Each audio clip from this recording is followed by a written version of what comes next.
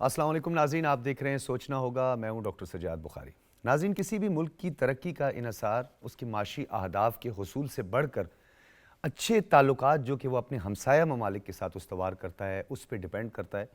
اور پاکستان عرصہ دراز سے نہ صرف پرامن ہمسائیگی کی بات کرتا ہے بلکہ اپنے ہمسایہ ممالک میں سے ایک ایسا ملک چین جو کہ پاکستان کا ایک اتنا دیرینہ دوست ہے کہ جس کے لیے بہت ساری مثالیں ہیں، جن میں سے چند آپ کی نظر کرتا ہوں کہ پاکستان اور چین کی دوستی سمندر سے گہری ہے، شہد سے میٹھی اور ہمالیہ سے اونچی ہے، لیکن اس کے ساتھ ساتھ پاکستان P5 کے 5 مستقل اراکین میں سے ایک رکن چین کے ساتھ تعلقات استوار کیے ہوئے ہیں۔ نہ صرف وہ برابری کی بنیاد پر ہیں جس میں معاشی اہداف ہیں، جس میں ایگریکلچر ہے، اور وہ تمام سیکٹرز ہیں جن میں پاکستان ان کے ساتھ مل کر کام کر رہا ہے، اور اس میں جو مرکزی حیثیت ہے اس پورے پروجیکٹ کو جس کا انیشیٹو لیا شی جن پنگ نے، یعنی بیلٹ اینڈ روڈ انیشیٹو، اس میں پاکستان کا جو فلیگ شپ پروجیکٹ پہلا سی پیک یعنی چائنا پاکستان اکنامک کوریڈور، اس سے ترقی کی نئی منازل اور ترقی کا نئے سفر کا اور نئے باب کا آغاز ہوا، اور $46 بلین کی انویسٹمنٹ کی گئی پاکستان میں، اور اب اس ترقی کے سفر میں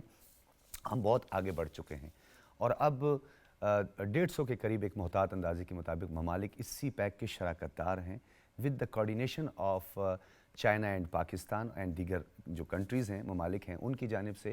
اور اسی حوالے سے تیسرا belt and road forum China میں منعقد کیا جا رہا ہے، 17 اور 18 اکتوبر ہے 18 اکتوبر کو یہ فورم اس کا باقاعدہ طور پر آغاز ہوگا، اس پہ گفتگو ہوگی، اس کے جو اہداف ہیں، جو سیکٹرز ہیں، جس میں خاص طور پر فیز 2 پاکستان میں جو خاص طور پر اس کو کیونکہ ہماری ترجیحات اور ہماری پریورٹی بھی ہوئی ہے، جس میں ایگریکلچر ہے، مائننگ ہے، اس کے علاوہ جو دیگر سیکٹر ہیں، ٹورزم بھی اس میں شامل ہے جس کو فروغ دیا جائے گا۔ روڈ انفراسٹرکچر کا کام ہو گیا، ریلوے انفراسٹرکچر پر کام جاری ہے، لیکن اب اس میں مزید جو استفادہ کرے گا پاکستان اکانومی اور یہ دیگر سیکٹرز پر، اس پر بھی بات کریں گے، اور ہمارے نگران وزیر اعظم انوار الحق کاکڑ صاحب اس میں شرکت کر رہے ہیں۔ خصوصی طور پر چین کی صدر کی جانب سے یہ دعوت تھی اور سائیڈ لائن پر ملاقاتیں بھی ہوں گی، اس پر تفصیلاً گفتگو کے لیے ہم نے مدعو کیا ہے۔ تعارف کرواتے چلیں، ہمارے ساتھ ہمایوں اقبال صاحب موجود ہیں، کسی تعارف کے محتاج نہیں ہیں، صدر پاکستان اکنامک فورم، بہت شکریہ آپ کی تشریف آوری کا۔ عمر فاروق صاحب ہمارے ساتھ موجود ہیں، جی آپ سینئر ریسرچر ہیں پاکستان چائنا انسٹیٹیوٹ، بہت شکریہ آپ کی تشریف آوری کا۔ اور جمیل احمد خان صاحب بھی کسی تعارف کے محتاج نہیں، ہمارے ساتھ موجود ہیں، فارمر ایمبیسڈر، بہت شکریہ جمیل احمد خان صاحب، آپ نے بھی ہمیں وقت دیا۔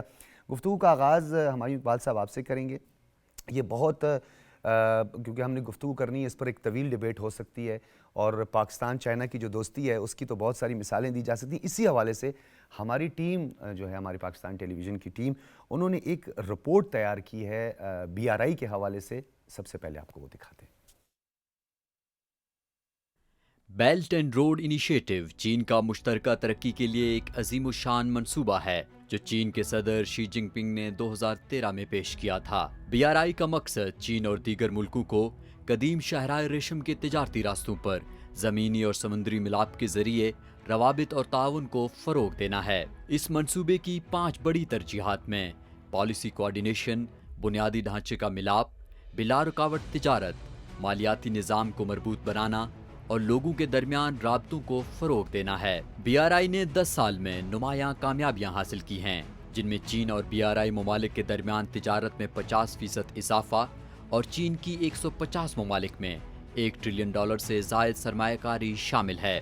بہتر ریل اور روڈ نیٹ ورک، بندرگاہوں اور پاور پلانٹس کے منصوبوں کے ذریعے ترقی کی رفتار کو تیز کیا گیا ہے۔ چین پاکستان اقتصادی راہداری بھی بیلٹ اینڈ روڈ انیشیٹو کا حصہ ہے، جس کے ذریعے پاکستان میں $60 ارب سے زائد کی سرمایہ کاری کی گئی ہے، جس سے پاکستان کے معاشی افق پر بڑے پیمانے پر مثبت تبدیلی آئی ہے۔ لاکھوں افراد کے لیے روزگار کے مواقع پیدا کرنے کے ساتھ ساتھ صحت، تعلیم اور دیگر خدمات تک رسائی میں بہتری آئی ہے۔ سی پیک چین کو پاکستان اور مشرق وسطیٰ سے ملانے والا ایک اہم تجارتی اور بنیادی ڈھانچے کی راہداری ہے، جس میں پاکستان کا روشن مستقبل وابستہ ہے۔ BRI کے پائیدار اور سبز ترقی کو مد نظر رکھتے ہوئے اس عظیم منصوبے کے 10 سال مکمل ہونے پر 17 اور 18 اکتوبر کو تیسرا بیلٹ اینڈ روڈ فورم منعقد کیا جا رہا ہے، جس کا موضوع ہے اعلیٰ معیار کا بیلٹ اینڈ روڈ تعاون، مشترکہ ترقی اور خوشحالی کے لیے ایک ساتھ۔ نگراں وزیر اعظم انوار الحق کاکڑ فورم کی افتتاحی تقریب میں شریک ہوں گے۔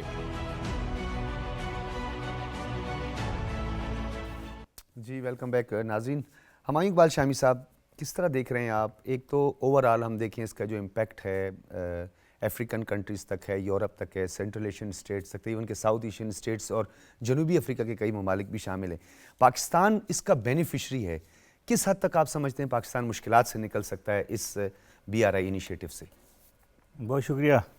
دیکھیے, پاکستان کی ترقی میں ایک بہت بڑی رکاوٹ جو رہی ہے پہلے سے شروع سے ہے, وہ تھی کہ ہمارے FDI کا ایک مسئلہ ہے, فارن ڈائریکٹ انویسٹمنٹ کا.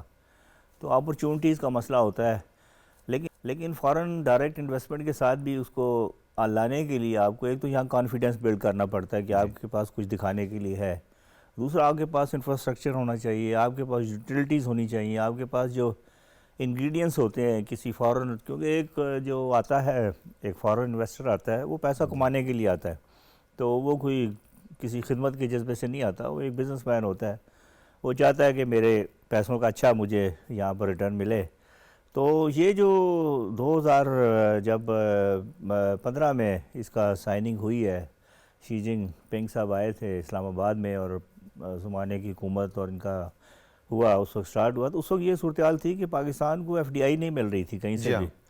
تو وہ چائنا نے اس وقت, لیکن چائنا کا بھی اس میں یہ تھا کہ چائنا کا اپنا بھی اس میں بڑا انٹرسٹ تھا, نو ڈاؤٹ, کیونکہ وہ آلریڈی یہ BRI تو شروع ہو چکا تھا اور ابھی پاکستان کی تک نہیں پہنچا تھا. لیکن پاکستان کے لیے ان کو ایسا رستے کی ضرورت تھی, ایک اپنی آئل سپلائی کے لیے مستقل خاص طور کے اوپر, اور یورپ کے ساتھ ایک آلٹرنیٹ رستہ, کیونکہ ابھی جو ان کا ایک رستہ جو موجودہ ہے وہ ہے ساؤتھ چائنا سی کے تھرو, جو کہ ہمیشہ اس میں کوئی نہ کوئی مسئلہ رہتا ہے, کیونکہ ارد گرد ایسے ممالک ہیں جو کسی حد تک امریکہ کے ہوسٹائل ہو چکے ہیں. تو اس لحاظ سے وہ ان کو الٹرنیٹ چاہیے تھا, تو ان کو اس چیز کا خیال تھا, تو پھر پاکستان کے لیے بھی بینیفیشل تھا. تو یہ تو مطلب ون ون سچویشن میں ہو سکتا ہے. اب یہ ہے کیونکہ ہم اب اس کے تحت ہمارے روڈ انفراسٹرکچر تو بہت اچھا بنا, آپ نے دیکھا موٹر ویز کا جال بچھا پاکستان میں, انرجی سیکٹر میں کافی کام ہوا. گو کے بعد میں انرجی سیکٹر کا ہمیں تھوڑا سا مسئلہ یہ پیدا ہوگا کہ یوکرین وار کے بعد پرٹیکولرلی اور کووڈ کے بعد جو صورتحال ہوئی, اس میں انرجی جو خاص طور پر LNG اور کول دونوں مہنگے ہو گئے وغیرہ, اور یہ نہیں LNG مہنگی ہو گئی اور کول, اور دونوں ہی ہمارے بیسیکلی ہمارا زیادہ سٹریس انہی کے اوپر تھا ہمارا. تو وہ نتیجہ یہ ہوا کہ تھوڑا سا اس میں ایک سیٹ بیک آیا, جس کی وجہ سے یہ بھی قرضوں کا بھی ایک ایشو بن گیا ہمارے, وہ جو ری پیمنٹ کا بھی, کیونکہ ہماری وہ کاسٹ بہت زیادہ بڑھ گئی. تو لیکن ادروائز اوور آل یہ ایک اچھا پروجیکٹ تھا, اور ہمیں اس لیے انویسٹمنٹ آئی. ہمارا انفراسٹرکچر یا انرجی, یہ چیزیں دیکھ کے ہی ایک انویسٹر آتا ہے کہ یہاں پہ انرجی کی بھی, کیونکہ 2013 سے پہلے تو آپ کو, میں خود اسلام آباد میں تھا, تو یہاں تقریباً ہر 2 گھنٹے کے بعد 1 گھنٹہ جاتی تھی, اور لاہور میں جاتا تھا تو وہاں ہر 1 گھنٹے کے بعد 1 گھنٹہ بجلی جاتی تھی. تو جو کسی صورت بھی نہ انڈسٹری کے لیے اچھا ہے, نہ گھر کے لیے, نہ بزنس کے لیے. تو اب وہ کم از کم اس سٹیج سے ہم نکل چکے ہیں کہ اب تو کوئی سرپلس کی بھی بات ہو گئی, سرپلس ہو گئی بلکہ, تو وہ اس میں BRI کا اس میں بڑا رول ہے. تو میرا مطلب پاکستان کے لیے ون ون سچویشن ہے, نو ڈاؤٹ, دونوں ممالک کے لیے. ٹھیک ہے, اس پہ ہم مزید بھی بات کرتے ہیں. ناظرین کا سلسلہ جاری رہے گا, ہمارے ساتھ مہمان موجود ہیں اور ہم اس BRI انیشیٹو کے حوالے سے بات کریں گے, اور 17 اور 18 اکتوبر کو یہ بیلٹ اینڈ روڈ فورم, یہ سمٹ, اس کے کیا اغراض و مقاصد ہیں, اس پر بات ہوگی ایک بریک کے بعد.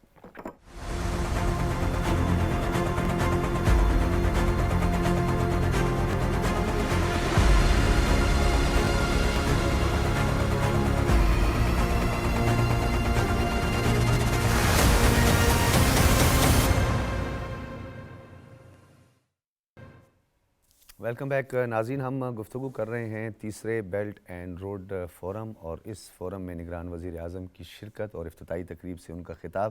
کیا اس کے اثرات ہوں گے؟ اس میں ایک اور بڑا ایک اہم جز ہے جو SIFC انیشیٹو ہے, اس کی جو امپورٹنس ہے اس کو سمجھنا, کیونکہ بیرونی سرمایہ کاری اور پھر CPEC کے ساتھ اور ریجنل کنیکٹیوٹی کے ساتھ یہ ایک انتہائی اہم انیشیٹو ہے جس کو بہت پذیرائی حاصل ہوئی ہے.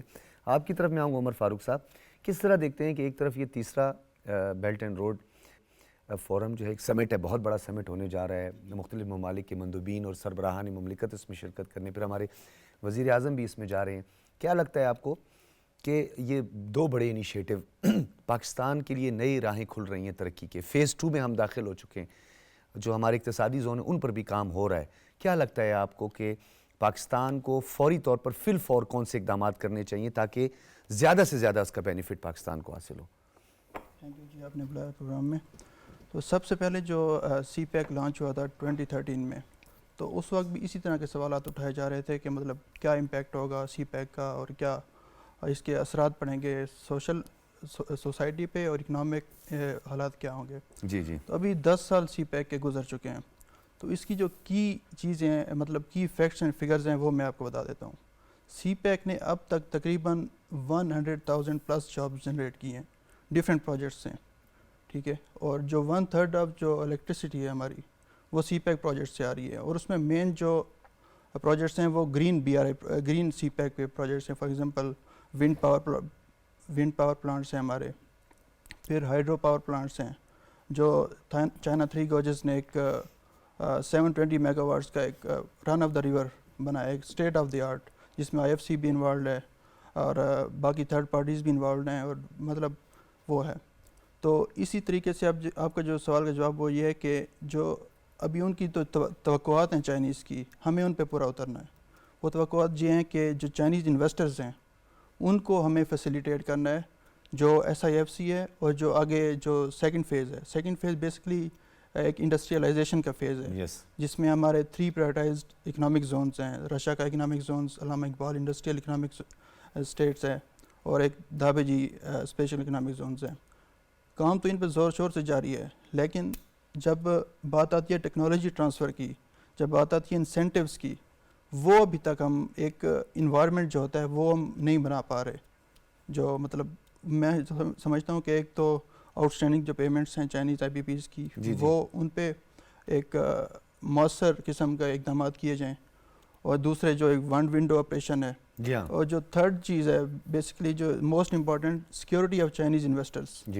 آپ دیکھتے ہوں گے کہ فار ایگزامپل آپ نے کہیں پہ انویسٹ کرنا ہے, آپ کے پاس $1 بلین ہیں, آپ کیا ایسے ملک میں جانا پسند کریں گے کہ جہاں آپ کی جان کو خطرہ ہو؟ جی شامی صاحب نے بالکل یہ بات بڑی اہم یہ نقطہ اٹھایا, بالکل صحیح. جہاں مطلب باقی بھی جہاں پہ ایسے جائیں گے جہاں پہ جان کا خطرہ ہو, یا ایسی پہ جہاں پہ آپ کی ہر چیز کا آپ کا تحفظ ملے, جان کو بھی, اور آپ کی جو انویسٹمنٹ پالیسیز ہیں, مطلب جو ہماری ڈفرینٹ پالیسیز ہیں, ریگولیٹری پالیسیز, وہ بھی چینج ہو جاتی ہیں بار بار. تو ان پہ بھی مطلب ہمیں اس سے کرنے کی ضرورت ہے. بالکل آپ نے صحیح کہا. جو آپ نے 3 خاص طور پر اس کے اہم سیکٹرز کا ذکر کیا اور اس انیشیٹو کی بات کی ہے, میں جمیل احمد خان صاحب آپ کی طرف آؤں گا. جس طرح عمر فاروق صاحب نے بھی کہا ہے کہ اس کے بہت سارے فوائد ہیں, دوسری جانب سفارتی طور پر پاکستان کے لیے اس کے فوائد پر ذرا روشنی ڈالیے گا, کیونکہ پاکستان چین کا نہ صرف ایک ہمسایہ دوست ہے اور P5 کے 5 مستقل اراکین میں سے یہ واحد رکن ملک ہے, ایک ایمرجنگ پاور ہے, ایک اکنامک پاور ہے, اور جس طرح پینیٹریشن ہوتی جا رہی ہے ان کی پوری دنیا میں ورلڈ وائڈ, اس حوالے سے آپ نے دیکھے ہمارے پڑوسی ملک نے بھی ایک G20 کا سمٹ کروا دیا اور کوشش کی, لیکن اس میں ان کو ناکامی کا سامنا کرنا پڑا. آنے والے دنوں میں کیا لگتا ہے آپ کو کہ فیز 2 جو ہے وہ کتنی تیزی سے آگے بڑھے گا؟ دیکھیں, پہلی بات تو آپ نے سفارتی لحاظ سے بتایا. سفارتی لحاظ سے اگر ہمارے سفارتی تعلقات, جس طرح کہ آپ نے خود بیان کیا کہ پہاڑوں سے اونچی, شہد سے میٹھی, اسٹیل سے زیادہ مضبوط اور سمندروں سے گہری, آپ نے خود بتا دیا. کیونکہ ہمارا بائی لیٹرل جو ہماری ریلیشنز ہیں سفارتی لحاظ سے, وہ چائنا سے زیادہ کسی اور ملک کے ساتھ ہماری نہیں ہے. اور اس سے بڑی بات یہ ہے کہ چائنا اس خطے میں, ابھی آپ نے بھی ذکر کیا اس کا, لیکن میں اس میں 2 اور تناظر میں شامل کروں گا. اس کی افادیت جو آپ پوچھ رہے ہیں وہ تو میں بتاتا ہوں, لیکن اس کی افادیت کے ساتھ ساتھ اس کا جیو پولیٹیکل کانٹیکسٹ, اور آج کل جو ہو رہا ہے مڈل ایسٹ میں, اس کا بھی اس پہ کیا فرق پڑ سکتا ہے, لیکن وہ بعد میں بات کرتا ہوں. پہلے سفارتی لحاظ سے دیکھیں, چین نے ہمیشہ ہمارا ساتھ دیا ہے, چاہے وہ اقوام متحدہ ہو, چاہے سیکیورٹی کاؤنسل ہو, چاہے جنرل اسمبلی ہو, یا FATF ہو, یا دنیا کا کوئی اور ملٹی لیٹرل فورم ہو, چائنا نے ہمیشہ ہمارا ساتھ دیا ہے. تو یہ تو اس بات کی غمازی کرتا ہے کہ چائنا ہمارا یقیناً بہت ہی مضبوط اور مربوط دوست ہے ہمارا. اب آ جاتے ہیں اس کی افادیت. دیکھیں, اس کی افادیت سے کوئی دو رائے نہیں ہو سکتی, اور یہ ون ون گیم جس طرح بتایا جاتا ہے, 2 ملکوں کے درمیان چاہے کتنے بھی اچھی تعلقات ہوں, لیکن وہ میوچول انٹرسٹ اور میوچول ریسپیکٹ کی بنا پر ہوتا ہے. سفارتکاری میں یہی ہوتا ہے, چاہے وہ آپ کے برادر ملک ہو یا دوسرے بھی ہوں. تو چائنا کے ساتھ ہمارا میوچول انٹرسٹ بھی ہے, جو کہ آپ نے دیکھ لیا سی پیک کے باقی پینلسٹ نے بات کی, اور چائنا کے ساتھ ہمارا میوچول ریسپیکٹ بھی ہے. تو ان دونوں کے لحاظ سے دیکھا جائے تو اب آپ بات کر رہے تھے کہ دیکھیں جو انفراسٹرکچر کا معاملہ تھا، یہ وہی بات ہے کہ اگر آپ اپنی گھر بناتے ہیں، جب آپ اس کی بنیاد کی کھدائی کرتے ہیں اور بنیاد ڈالتے ہیں تو کسی کو پتہ نہیں پڑتا ہے کہ کیا ہونے والا ہے. یہ انفراسٹرکچر کا معاملہ کچھ ایسا ہی تھا. اب جو اس کو فیز 2 ہے، جس میں ایسا اسپیشل اکنامک زون 20% وہ کعبے جی مکمل ہو چکا ہے اور 30% بوستان مکمل ہو چکا ہے اور بلکہ تیزی سے بڑھ رہا ہے. امید ہے کہ یہ بہت جلدی یہ بھی مکمل ہو جائے گا. تو اصل اس کے ثمرات اس میں ملیں گے. چائنا $17 ٹریلین کی اکانومی ہے. China is number 1 country since 2010 جو کہ that is in manufacturing. China 2013 سے دنیا کا سب سے بڑا ملک ٹریڈنگ کا ہے. چائنا کی آپ نے یہ بات کر لی. اب آ جائیں پاکستان اس وطن عزیز کو قدرت نے جو جغرافیکل لوکیشن دی ہے اس کی وجہ سے BRI ایک بہت فعال منصوبہ بن جاتا ہے چائنا کا. ٹھیک ہے. BRI مت بھولیں، آپ نے خود بتایا 150 ممالک مربوط ہیں اس سے، لیکن وہ کتنے کانٹیننٹس کو ملا رہا ہے؟ افریقہ کو ملا رہا ہے، مڈل ایسٹ کو ملا رہا ہے، ایشیا کو ملا رہا ہے، یہ سارے کانٹیننٹس کو ملا رہا ہے. پھر اگر اس کی آپ افادیت اب جیو پولیٹیکل کے لحاظ سے میں نے آپ کو بتایا تھا، لیکن اس سے پہلے میں آپ کو یہ بتا دوں کہ جب نہر سوئز 1869 میں بنی تھی تو اس وقت سے لے کے اب تک جو ایجپٹ نے اس سے فوائد اٹھائی ہیں کہ اب بھی $5 بلین ہر سال ایجپٹ کو صرف راہداری کا ملتا ہے اس سے. بالکل. اب آ جاتے ہیں چائنا کی مفاد. چائنا کا مفاد یہ ہے کہ چائنا کا 85% فیول تو تیل مال برداری وہ انڈین اوشن کے ذریعے جاتی ہے. اور جب یہ جو کہ ہمارا پہلے سے گوادر سے لے کے KKH کراکورم ہائی وے کے ذریعے شنگیونگ جو کنیکٹڈ ہے، تو جو مال برداری ان کی 6 ہفتوں میں اور 8 ہفتوں میں ہوتی ہے، وہ مال برداری 16,000 کلومیٹر سے کم ہو کے 5,000 کلومیٹر پہ پہنچ جاتی ہے. اچھا، میں جمیل احمد خان صاحب اسی حوالے سے کنٹینیوٹی چاہوں گا. آپ کی تسلسل کو میں نہیں توڑنا آپ کے چاہ رہا تھا، لیکن اس میں ایڈ کروں گا. ایک عام فہم یہ ہے کہ شی جن پنگ کا یہ انیشیٹو کا سب سے بڑا بینیفیشری جو ہے وہ افریقن کنٹریز ہیں اور $1 ٹریلین کی وہاں پہ انویسٹمنٹ کی جا رہی ہے. اگر ہم اس ایک طرف ان $1 ٹریلین کو دیکھ لیں اور دوسری جانب پاکستان میں جو انویسٹمنٹ کی گئی ہے، ذرا موازنہ کیجئے گا کمپیریٹیولی زیادہ بینیفیشری اور پاکستان اس کا سب سے زیادہ بینیفیشری کیوں سمجھا جا رہا ہے؟ دیکھیں AU کے ممالک کوئی 54 ممالک ہیں، اس میں سے درجنوں ممالک میں یہ انویسٹمنٹ ہو رہی ہے اور پاکستان ایک ملک ہے. اور پاکستان کو پورے افریقہ سے تو ہم کمپیئر نہیں کر سکتے ہیں. پاکستان کو آپ نائجر سے کر لیں، نائجیریا سے کر لیں، کینیا سے کر لیں، ایسٹرن افریقہ سے کر لیں، ویسٹرن افریقہ سے کر لیں، لیکن آپ پورے کانٹیننٹ کو ایک ملک کو تو ہم نہیں کمپیئر کر سکتے ہیں. لہٰذا جو اس وقت انویسٹمنٹ ہے، میں نے آپ سے بتایا کہ یہ میوچول انٹرسٹ، میوچول بینیفٹس کی وجہ سے اور رسپیکٹ پہ ہوتا ہے. جو چائنا کا جیو اسٹریٹجک، جو میں آپ کو ابتدا میں یہی چاہ رہا تھا سر، یہ 15,000 کلومیٹر اور 5,000 یہ 10,000 کلومیٹر کا اراؤنڈ، یہ کوئی 9,000 سم تھنگ بنتا ہے. چلیں 10,000 کلومیٹر ہی ہم لگا لیتے ہیں. تو پھر اس میں پاکستان کی جو مرکزی حیثیت ہے، جو تصویراتی اہمیت ہے، تو اس کا مطلب تو یہ ہوا کہ پاکستان اپنی تصویراتی اہمیت جو ہے اس کو کیش کر سکتا ہے اور بڑے اچھی طریقے سے کر بھی رہا ہے، اور چائنا کو بھی اس کا ادراک ہے. ایم آئی رائٹ؟ بالکل صحیح آپ فرما رہے ہیں. دیکھیں چائنا کو نہ صرف اس کا ادراک ہے، چائنا کے پاس تقریباً اس وقت 60 سے لے کے 100 تک PhD اس کام پر موجود ہیں BRI اور سی پیک پر. چائنا کو بڑی اچھی طرح ادراک ہے. اگر ادراک نہیں ہے تو ہم میں کچھ کمائیگی پائی جاتی ہے. یہ حقیقت ہے کہ قدرت کی اس جغرافیکل لوکیشن کی وجہ سے گوادر سے وہ 1 ہفتے میں پہنچتے ہیں اپنے ملک میں، جبکہ وہ 6 ہفتوں میں پہنچتے ہیں ساؤتھ چائنا سی اور اسٹیٹ آف ملاکا کے ذریعے. اور اس میں بھی وہ بالکل ایکسپوزڈ ہیں. یہ چائنا کنٹینمنٹ پالیسی کیا ہے امریکہ کی اور اس کے الائز کی، اسٹرنگ آف پرل اور اسٹرنگ آف الائنس کیا ہے؟ وہ یہ ہے کہ یہ جو صف بندی چائنا کے لیے کی جا رہی ہے اور اوقاس کیا ہے، کوڈ کیا ہے. بالکل نیو فارمیشنز ہے سر، جیو پولیٹکس سے بس، اور تو اب سمجھنا ہمیں کیا. دیکھیں ہم چائنا اپنے لیے خطرہ مول نہیں لے سکتا. چائنا کی گردن پر ہاتھ رکھا جا سکتا ہے امریکہ اور اس کے الائز کی طرف سے، اور جو ایک سیف پیسج جو کہ تقریباً اب بہت جلد اس کی تکمیل ہو جائے گی، زیادہ 4-5 سال کی بات ہے. اسی لیے چائنا ایک طرف تو وہ اپنی BRI کی طرف توجہ دے رہا ہے خاموشی سے، آہستہ آہستہ اکانومی کے لحاظ سے، اور دوسری طرف چائنا اپنی ملٹری مائٹ کو بھی بڑھا رہا ہے. ظاہر ہے وہ اس کا مقابلہ بھی اس وقت امریکہ اور دوسرے ملکوں سے، لیکن یہ بڑھا رہا ہے. اور چائنا اور رشیا مل کے اسپیس میں زیادہ طاقتور ہوتے جا رہے ہیں، تقریباً برابر ہو گئے ہیں اور زیادہ طاقتور ہوتے جا رہے ہیں. جمیل احمد خان صاحب، جی ان کی اکنامک انیشیٹو کو پروٹیکشن ملے گی، جس کی وجہ سے لہٰذا میرے وطن عزیز کے لوگوں کو یہ پتا ہونا چاہیے کہ جو اس کے ثمرات ہیں وہ اب اس کے ثمرات ہمیں ملنا شروع ہوں گے، اور پیشنس کی ہمیں تھوڑی سی 2-4 سال کی اور ضرورت ہے. اس میں جو پوری دنیا کی، اگر آپ کے پاس ٹائم ہے تو میں اور بتا دیتا ہوں آپ کو کہ پوری جو اس خطے میں کیا خوشحالی آئے گی اس معاملے میں. تو یہ کوئی 4 ٹریلین ڈالر کا پورا BRI پروجیکٹ ہے.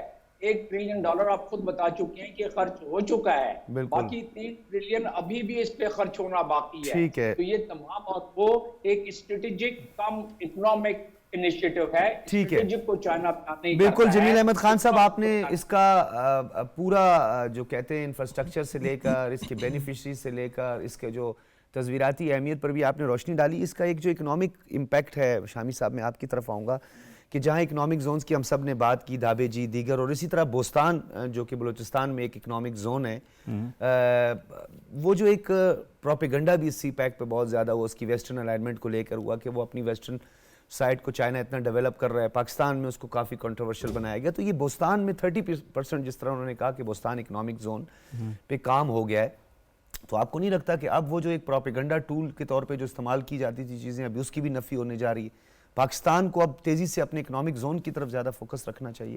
دیکھیں یہ تو شروع سے ایکچولی جو بینیفٹ تھا اصل میں، وہ بینیفٹ تو ہونا ہی تب تھا جب انڈسٹریل زون بن جاتے اور ان کے اندر انویسٹمنٹ ہوتی. اور چائنا میں یہ تھا کہ چائنا کا ایک اس وقت ان کے ذہن میں یہ تھا کہ ان کی بہت سی انڈسٹری جو ہے وہ ان کے لیے وائبل نہیں رہی تھی، کیونکہ ان کی لیبر کاسٹ بھی بڑھ رہی تھی، ان کی الیکٹریسٹی کاسٹ بھی بڑھ رہی تھی.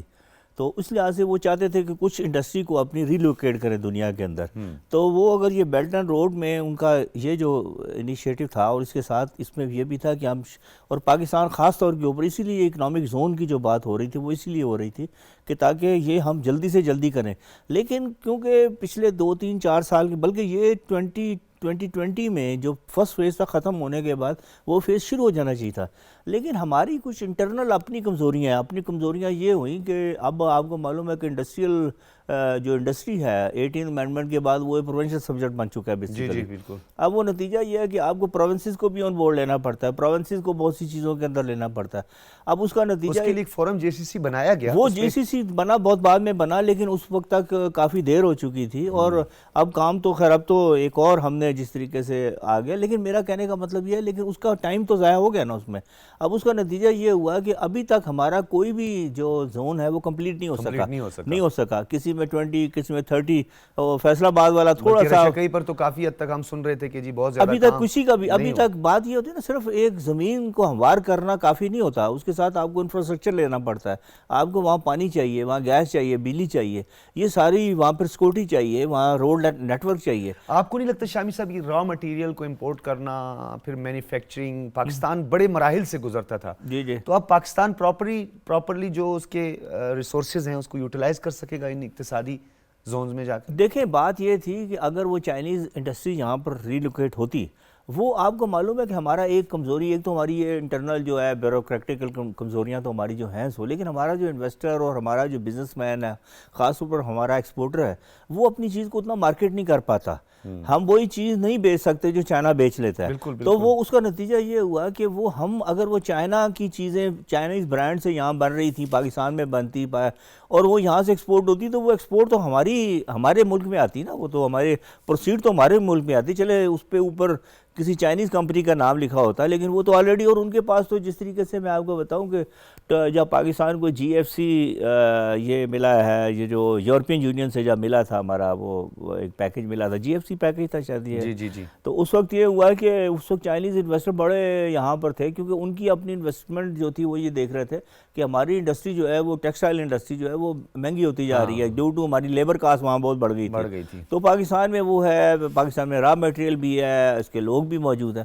تو ان کی بڑی خواہش تھی کہ پاکستان کی، بلکہ یہاں تک کہ ایک گروپ نے آفر کی تھی کہ ہم پوری پنجاب کی جتنی ٹیکسٹائل انڈسٹریز کو خریدنے کے لیے تیار ہیں. مطلب یہ اس حد تک ان کا پرسپیکٹیو تھا، اور اس کا بیسیکلی مطلب یہ تھا کہ ہم پاکستان سے اگر وہ کام کریں گے وہ سستا بھی بنے گا، اور کیونکہ پاکستان کو جی ایف سی پلس ملا یورپ میں، تو وہ پاکستان کے تھرو جائے گی تو پاکستان کو، ان کو بھی بینیفٹ تھا، ہمیں بھی بینیفٹ ہوتا. لیکن ہم اس کو ان سارے، ہمارا مسئلہ سب سے بڑا یہ ہوتا ہے کہ ہم کسی چیز کے بارے میں جو ایک آلریڈی کسی چیز کی ایک ہوتی ہے نا کہ پہلے آپ ایک ہوم ورک کیا ہوتا ہے آپ نے، نہ تو ہمارا ہوم ورک کمپلیٹ ہوتا ہے، اور پھر ہم بہت دیر تک فیصلوں کو کرنے میں بہت دیر کر دیتے ہیں، اس وقت تک وہ اپرچونٹی مس ہو جاتی ہے. اب ان کی بہت سی انڈسٹری ریلوکیٹ ہوئی ویتنام کے اندر، بنگلہ دیش کے اندر، ایون انڈیا کے اندر ہوئی.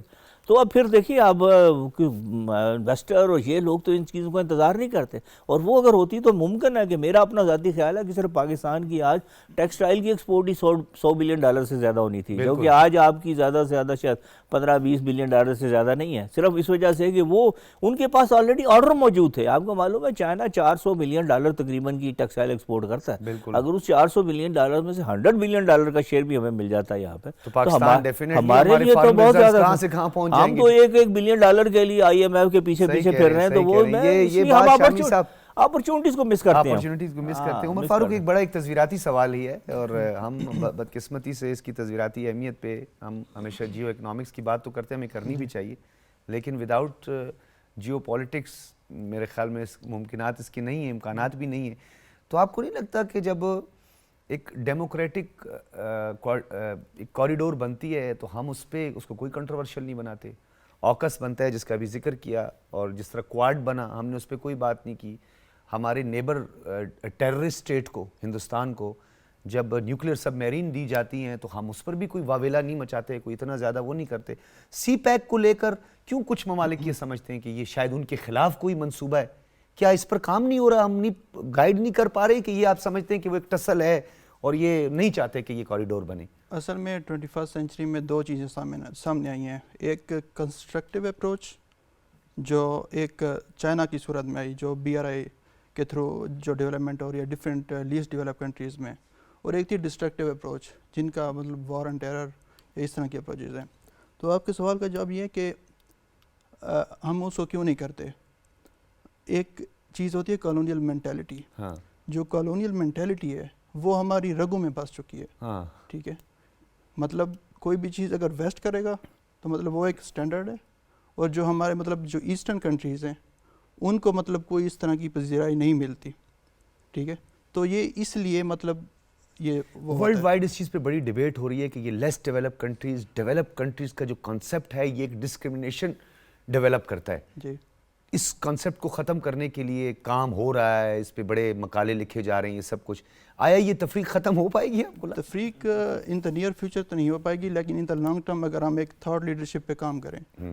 آپ دیکھیں کہ پاکستان میں کوئی ایسا پائے کا تھنک ٹینک ہی نہیں ہے جو ایک فارن پالیسی ٹائپ کا میگزین جو وہ ہے، یا واشنگٹن ٹائمز، اس ٹائپ کا ہمارے پاس اخبار ہی نہیں ہے. تو ہم اپنا نیریٹو جو ہے دنیا تک کیسے پہنچائیں گے؟ ہم کیسے بتائیں گے کہ جو سی پیک نے 100,000 پلس جابز جنریٹ کیے ہیں، اور وار اینڈ ٹیرر نے ہمیں $60 بلین پلس کا جو جتنا بھی ہے وہ ہمیں نقصان ہوا ہے اکانومی کو، ہم یہ کیسے دنیا کو بتائیں گے؟ مطلب ہمیں اس تھاٹ لیڈرشپ پہ بھی تھوڑا سا ایک جو ہوتے ہیں نیریٹو بلڈنگ، جی پہ بھی کام کرنا چاہیے. بالکل. بہت شکریہ عمر فاروق صاحب، ہمایوں اقبال شامی صاحب، جمیل احمد خان صاحب، آپ تینوں حضرات کا بہت شکریہ. آپ نے ناظرین گفتگو سنی، فیڈ بیک ضرور دیجیے. اجازت دیجیے، اللہ حافظ.